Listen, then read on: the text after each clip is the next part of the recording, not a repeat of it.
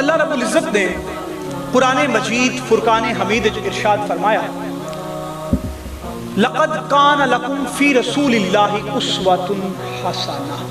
میں مفتی صاحب دی گالی اگے لے کے چلا، آپ نے بڑا کمال دی گفتگو کی تھی اور بڑا کمال دا بیان کیتا۔ آپ نے تو انو سمجھایا کہ حضور دی سیرت تے بھی عمل کرو، کچھ اعمال بھی بہتر کرو، کچھ عملال بھی دھیان کرو۔ اور اس گل نوئی میں اللہ رب العزت دے قرآن تو تواڈے کے رکھدا پیا۔ اللہ رب العزت فرماندا ہے لقد کان لکم فی رسول اللہ اسوۃ حسنہ۔ اگر میں بڑا سادہ جا ترجمہ کراں کہ اگر تواڈے چوں کسے دے دل وچ ایک خواہش پیدا ہو جائے کامیابی دی کہ میں کامیاب ہونا چاہنا، تو میرے نبی نے، میرے رب نے فرمایا کہ جیڑا میرا نبی ہے ان دے اسوہ حسنہ تے عمل کر لو تو انو کامیاب کر چھوڑ۔ اگر کامیابی چاہتے لقد کان لکم فی رسول اللہ اسوۃ حسنہ، اگر کامیابی کی ضرورت ہے تو انو باقی کامیابی کی ضرورت ہے کہ کامیاب ہونا ہے، تو میرے رب نے فرمایا کامیابی کے طلبگار ہو۔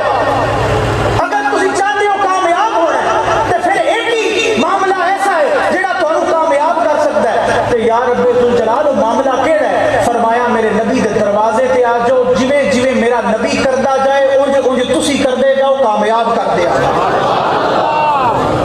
کامیابی حضور دے در، یاد رکھو حضور دے اسوہ حسنہ ہے، حضور دے اسوہ حسنہ تو ہٹ کے کامیابی کوئی، فرمان مصطفیٰ کامیابی، فرمان مصطفیٰ تو علاوہ کامیابی کوئی۔ حضور دا اخلاق دیکھ لو، حضور دا اسوہ حسنہ دیکھ لو۔ اسی تے دیکھو جو ساڈے حالات نے، اسی تے جدا جدا ہوئے بیٹھے ہیں، آپ بھرا نال بول کے راضی نہیں، بہن بھرا نال بول کے راضی نہیں، اے حالات نے، پنڈ وچ دو دوست نے، دو ہمسائے نے، ایک دوسرے نال سلام لے کے راضی نہیں۔ وجہ کی؟ اسوہ حسنہ رسول چھڑ، میرے نبی دے اسوہ حسنہ تو عمل کرنا چھڑ، انہاں دے حکماں تے عمل کرنا چھڑ دے۔ نبی نے تے اخلاق دا درس دیتا، حضور نے تے درس دیتا ہے اخلاق دا، محبت دا، بھائی چارہ